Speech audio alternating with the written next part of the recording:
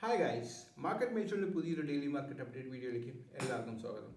So എന്നത്തെയും പോലെ തന്നെ നമുക്ക് Nifty mid cap small cap 400 ഇൻഡെക്സിൻ്റെ സ്റ്റാർട്ടിൽ നിന്ന് സ്റ്റാർട്ട് ചെയ്യാം. ഓക്കെ, സോ ഒന്നും പറയാനില്ല, എക്സ്ട്രീംലി ബെയറിഷ് ആയിട്ട് ക്ലോസ് ആണ്. That too below all the moving averages. ഇതൊരു ബെയറിഷ് സിനാരിയോ ആണ്. അപ്പോൾ ഇവിടുന്ന് നമുക്കൊരു ഇപ്പോൾ ഇവിടുന്ന് എക്സ്പെക്ടേഷൻ എന്താണ്, നമ്മളെ താഴത്തേക്ക് അയക്കുന്നതല്ല. അപ്പോൾ ഡെഫിനറ്റ്ലി ബുധനാഴ്ച അല്ലെങ്കിൽ തിങ്കളാഴ്ച പോയിട്ട് അല്ലെങ്കിൽ നാളെ പോയിട്ട് ഒരു ബുള്ളിഷ് ട്രേഡ് നമ്മൾ ഈ സ്റ്റോക്സ് എടുക്കുമോ? ഇല്ല, അറ്റ്ലീസ്റ്റ് ഞാൻ എടുക്കില്ല. കാരണം ഡെഫിനറ്റ്ലി മാർക്കറ്റിൽ നല്ലൊരു സെൽ ഓഫ് വരാനുള്ള പ്രോബിലിറ്റി ഭയങ്കര കൂടുതലാണ്. കാരണം നല്ലൊരു ബെയറിഷ് ക്യാൻഡിൽ, നല്ലൊരു കൺസോളിഡേഷൻ ഇവിടെ വന്നിട്ടുണ്ട്. ഈ ഒരു ക്യാൻഡിലിന് ഒരു ഫോളോ ത്രൂ ആയിട്ടൊരു ക്യാൻഡിൽ വരുമെന്നാണ് നമ്മുടെ എക്സ്പെക്ടേഷൻ. സോ ഡെഫിനറ്റ്ലി ഇങ്ങനത്തെ ഒരു ഈ സിനാരിയോ നമ്മൾ ട്രേഡ് എടുക്കാൻ ശ്രമിക്കില്ല. പക്ഷേ ഇവിടെ നോക്കിയാൽ 18th മാർച്ച് ഇവിടെ ഞാൻ ട്രേഡ് എടുക്കാൻ സ്റ്റാർട്ട് ചെയ്തിട്ടുണ്ടായിരുന്നു. കാരണം എന്താ പറയുക, 10 പീരീഡ് മൂവിങ് ആവറേജിന് മുകളിൽ ഇവിടെ ക്ലോസ് ചെയ്തിട്ടുണ്ട്, റൈറ്റ്. അപ്പോൾ ഇവിടെ 10 പീരീഡ് മൂവിങ് ആവറേജിന് മുകളിൽ ക്ലോസ് ചെയ്ത് 4-5 ദിവസത്തേക്ക് നല്ല ട്രേഡിങ് കിട്ടി. അപ്പോൾ ഇങ്ങനെയുള്ള സമയങ്ങളിൽ മാത്രമേ എൻ്റെ ഒരു സിസ്റ്റം വെച്ച് ഞാൻ ട്രേഡ് ചെയ്യാറുള്ളൂ. അതായത് Nifty mid cap small cap index ഒരു എക്സ്ട്രീം ബെയറിഷ് പ്രൈസ് ആക്ഷന് ശേഷം 10 പീരീഡ് മൂവിങ് ആവറേജിന് മുകളിൽ ക്ലോസ് ചെയ്താൽ മാത്രമേ ട്രേഡ്സ് എന്തെങ്കിലും ഓപ്പൺ ചെയ്യുകയുള്ളൂ.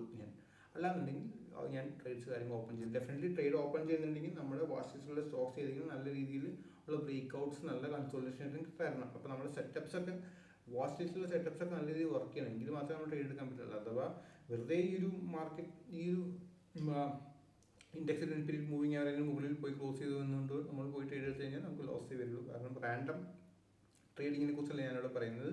നമ്മൾ എക്സ്ട്രീംലി ഫോക്കസ്ഡ് ആയിട്ട് ഈ ഒരു ബെയറിഷ് സിനാരിയോയിലൊക്കെ നമ്മൾ വാച്ച് ലിസ്റ്റ് ക്രിയേറ്റ് ചെയ്ത് അതായത് ഡെഫിനറ്റ്ലി എന്താ പറയുക, റിലേറ്റീവ് സ്ട്രെങ്ത്തുള്ള സ്റ്റോക്സിൻ്റെ വാച്ച് ലിസ്റ്റൊക്കെ ക്രിയേറ്റ് ചെയ്തിട്ട് അതിനുശേഷം അങ്ങനെയുള്ള സ്റ്റോക്സിൽ ബൈയിങ് വരുമ്പോൾ ഈ ഒരു സിനാരിയും കൂടെ ഒത്തുവരുമ്പോൾ നമ്മൾ ട്രേഡ് എടുക്കുന്നതിനാണ് ഞാൻ പറയുന്നത്. അപ്പോൾ നിങ്ങളുടെ സെറ്റപ്സ് എങ്ങനെയാണോ, നിങ്ങളുടെ സെറ്റപ്സിൻ്റെ മെച്യൂരിറ്റി എന്തായിരിക്കും, അല്ലെങ്കിൽ നിങ്ങളുടെ സെറ്റപ്സിൻ്റെ റൂൾസ് എന്താണോ, അതെല്ലാം ഫോളോ ചെയ്യുക. അതിനുശേഷം ഇങ്ങനെയുള്ള ക്ലോസിങ് വന്നതിൽ മാത്രമേ ട്രേഡ് എടുക്കുള്ളൂ എന്നുള്ള റൂളും കൂടി വെച്ച് കഴിഞ്ഞാൽ നിങ്ങൾക്ക് ഒരുപാട് ഡ്രോ ഡൗൺസ് മാറ്റി വയ്ക്കാൻ പറ്റും. കാരണം നമ്മളിപ്പോൾ പോകുന്നതൊരു ബെയറിഷ് മാർക്കറ്റിലാണ്. അതായത് ഒരു ബെയർ മാർക്കറ്റിലൂടെ പോകുമ്പോൾ ഇങ്ങനെയുള്ള റാലിയൊക്കെ വളരെ ചെറിയ റാലീസ് ആയിരിക്കും. 10-15% മൂവ്സ് ആയിരിക്കും സ്റ്റോക്സ് മിക്കലും കിട്ടുക ഇങ്ങനത്തെ ഉള്ള ബെയർ മാർക്കറ്റ് റാലിയിൽ. അപ്പോൾ അങ്ങനത്തെ റാലീസ് ക്യാച്ച് ചെയ്യണമെന്നുണ്ടെങ്കിൽ നിങ്ങൾ കുറച്ചും കൂടെ എക്സ്ട്രീമായിട്ട് ഉള്ള കാര്യങ്ങൾ, എക്സ്ട്രീമായിട്ടുള്ള ഡിസിഷൻസ് ഓർ മേ ബി റൂൾസും കാര്യങ്ങളും നിങ്ങൾ ഫോളോ ചെയ്യേണ്ടിയിരിക്കുന്നു.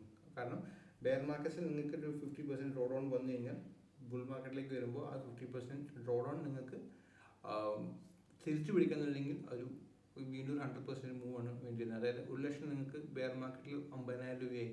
ഈ 50,000 1 ലക്ഷം ആണെങ്കിൽ ഈ 50,000 ഒരു 100% മൂവ് റിട്ടേൺ വേണ്ടേ? അതാണ് ഞാൻ പറയുന്നത്. അതായത് ഇങ്ങനെയാണ് മാക്സ് നമുക്ക് നമ്മുടെ എഗെയിൻസ്റ്റ് ആയിട്ട് വർക്ക് ചെയ്യുന്നത്.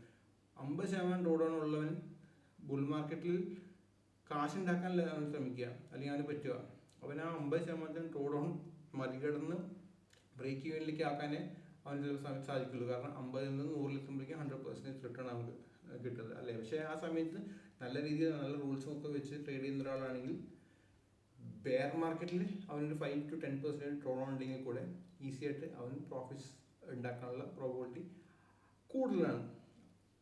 അപ്പോൾ ഇങ്ങനെയുള്ള ചെറിയ ചെറിയ നോട്ട്സും കാര്യങ്ങളും അല്ലെങ്കിൽ ഇങ്ങനത്തെ ചെറിയ ചെറിയ റൂൾസും കാര്യങ്ങളൊക്കെ നിങ്ങൾ ഫോളോ ചെയ്ത് കഴിഞ്ഞാൽ നിങ്ങൾക്ക് എക്സ്ട്രീംലി പ്രോഫിറ്റ് ഉള്ളാൻ പറ്റും. At the end of the day ഇതൊരു one of the rules of swing trading ആണ് ഞാൻ ഉപയോഗിക്കുന്നത്. അപ്പോൾ ഇതിന് ശേഷം എൻ്റെ സെറ്റപ്സ്, അതായത് ഞാൻ ഒരു മാർക്കറ്റിൽ പല പല സ്റ്റോക്സ് നോക്കുന്നു, സ്റ്റോക്സിലുള്ള പല സെറ്റപ്സും നോക്കുന്നു. ആ സെറ്റപ്സിലൊക്കെ എല്ലാ സ്റ്റോക്സിലും എൻ്റെ സെറ്റപ്സ് ഉണ്ടാവുന്നില്ല, ഞാൻ ട്രേഡ് ചെയ്യുന്ന രീതിയിലുള്ള സെറ്റപ്സ് ഉണ്ടാവുന്നില്ല. അപ്പോൾ അങ്ങനെയുള്ള സ്റ്റോക്സ് മാത്രം കണ്ടുപിടിച്ച് അങ്ങനത്തെ സെറ്റപ്സ് മാത്രം ട്രേഡ് ചെയ്യാണ് ഞാൻ ചെയ്യുന്നത്. അപ്പോൾ അങ്ങനെ സെറ്റപ്പ് നിങ്ങൾ ഉണ്ടാക്കിയെടുക്കണം.